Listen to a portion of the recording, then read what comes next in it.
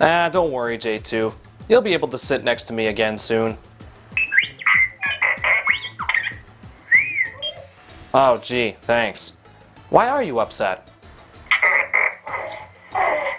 Hey, I thought we agreed on putting that business behind us. It was mating season! How could I have known that she was your sister? Oh, hey. I'm not sure how long you were standing there, but I don't care. Today we're taking a look at the beginning of a slow decline in quality with the Ratchet series. Ladies and gentlemen, this is Ratchet & Clank Up Your Arsenal.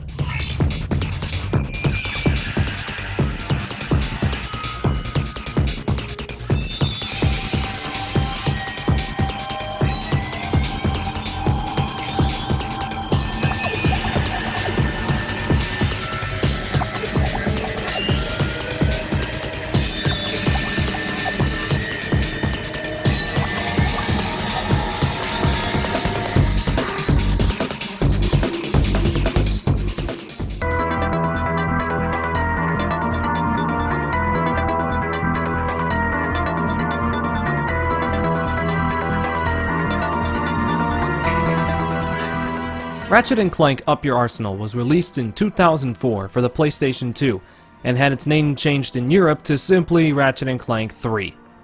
Beautiful. As you can obviously tell by that, this is the third installment in the trilogy, so you know what that means. It means a lot of new content to give us what's called fake gameplay. If you don't know what that means, I highly recommend you check out Monstro's analysis video on the Crash series, more specifically when he talks about Warped. But we'll get more into the fake gameplay later. For now, let's get our story out of the way. Ratchet and Clank are relaxing in Megapolis and watching the latest Secret Agent Clank holovid. Suddenly, they flip on the news, see that Dalek Ratchet is still alive somehow, and notice that Veldin is being attacked by an alien species known as the Tyrannoids. So they return to the Solana Galaxy and assist the Galactic Rangers. They then are asked by the President to find Captain Quark, who, according to him, is their best chance of defeating this game's new antagonist, Dr. Nefarious, who is voiced by Armin Shimmerman. After Quark regains his memory, he assembles the Q-Force, whose goal is to defeat Nefarious, just like he did. The game introduces us to another love interest for Ratchet. This is Sasha. She is the captain of the starship Phoenix and the President's daughter. The Phoenix serves as the main hub area, where you can listen to the Q-Force ramble on about nothing, buy armor and weapons, enter VR training, look at the trophies you collected, and play 2D side-scrolling Captain Quark vid comics, which is actually pretty cool. Instead of Raritanium, you now just use regular bolts to purchase modifications for your ship, which are now just cosmetic because there are no space missions. Great. As far as the controls go, they're the same as the first two games, so I have nothing to report there. The graphics look really good too, although because we're back in Solana, the loading times look bland compared to Bogon. This game introduces some quality of life changes, like the last game. The swing shot and dynamo are now combined into the hyper shot, which auto-switches whenever you're near a beam. The game gives you a second quick select, so you no longer have to worry about compromising. This is also the first game in the series to include a third camera option, lock strafe mode. It feels weird and the shoulder buttons get switched, which is something I cannot find myself getting used to. Skill points return, as do platinum bolts, which are now titanium bolts. Guys, make up your goddamn mind. The combat arena returns in the form of Annihilation Nation, and the Insomniac Museum returns as well. This time, you don't have to wait until 3 AM. All you have to do is collect all of the trophies. The titanium bolts can be used to purchase skins. You even get a skin of Ratchet from the first game if you have a save file of that game on your memory card. The save file can also get you a discount on Gadgetron weapons if you played up to that point in the first game. On Planet Aquatos, Slim Cognito returns and offers you weapons from Going Commando, and if you have a save file of that game, the weapons you already purchased are free. Everything that made the previous two games great is still here and accounted for. Why is it not as remembered? It's because of the little things. For starters, almost every planet only has one linear path in this game. Now, why is that a problem? Because in the first two games, almost every planet had more than one path to take, with each having some kind of reward at the end. These paths then had a way of returning you to your ship, either by having it wrap back around, giving you a teleporter, or taking a taxi. This reduced the backtracking you would have otherwise had to do. The only time a planet only had one path was the first level and when there was a boss. But in this game, you could count how many planets had more than one path on one hand. Aquados, Dax, Hollowstar Studios, Zeldrin Starport, and Quark's Hideout. Not good, Insomniac. Anyway, the bosses in this game are pretty good.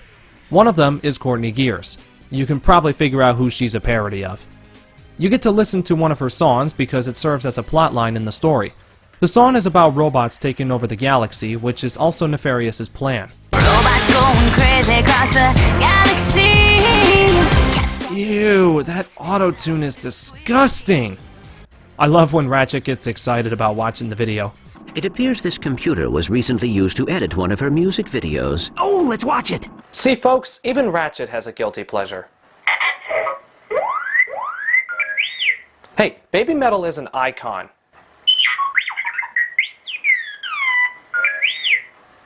Hey, Flamingo is an unironically good song. Sue me. Ratchet gets a new gadget in this game called the Tyraguise, which lets him turn into a Tyrannoid and interact with other Tyrannoids.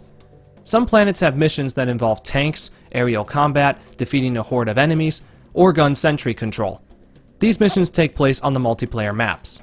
Keep in mind that this game was originally released in 2004, when online multiplayer was starting to become possible on consoles, so Insomniac experimented with it. This is a perfect example of fake gameplay. These are here to pointlessly extend the runtime of the game, and in most cases, the story. Crystal hunting also makes its return in the form of the sewer crystals on planet Aquados. You can exchange them with the plumber for bolts. Oh my, a fan favorite character who I completely forgot to talk about in the previous reviews. Yeah, he's back again too. Pretend I mentioned him. Word of advice, kill the amoeboids if you're playing this game on PS3, because if you don't, it causes the frame rate to plummet, eventually soft locking the game. I was not happy when this happened. I ended up losing all of those crystals that I got after collecting the titanium bolt, and I cannot be fucked to do it all over again, so fuck it, let's just move on. Alright, let's talk about the command center on planet Mylon. Dear God, this level is brutal. The enemies are way stronger here, and they deal an insane amount of damage. It doesn't matter if your nanotech is fully upgraded, or if you have the best piece of armor in the game. Enemies can still do like 50 to 60 damage, and they drain all of your health after 3 or 4 hits. And there are no checkpoints until you get to the final boss, so dying any time means you have to start all over. Eventually, we confront Nefarious in an epic final boss fight that has 2 phases. After the first one, Nefarious activates the Bio-Obliterator, and Quark comes to the rescue. After Nefarious's defeat, the Bio-Obliterator explodes, and everybody goes to the movies to watch the new Secret Agent Clank. A bit random, but okay. I wonder if they'll make a Secret Agent Clank video game. The credits roll, and we see Nefarious and Lawrence floating across the galaxy on a meteor. Just like the first 2 games, Challenge Mode makes its return. The only difference is that you can increase your nanotech even further.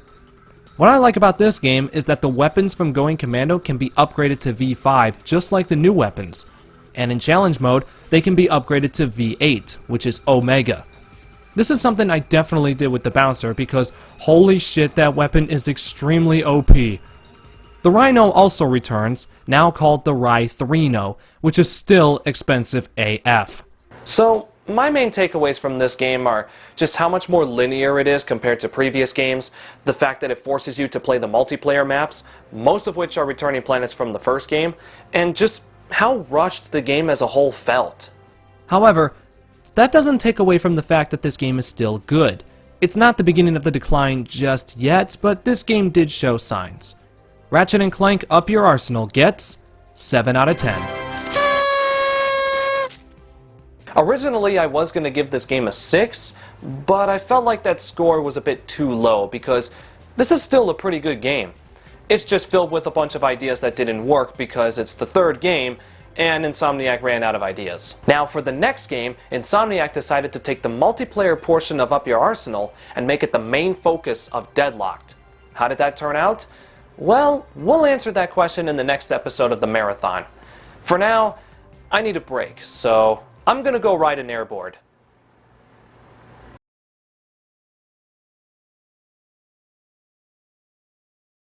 Hey, whatever happened to Angela?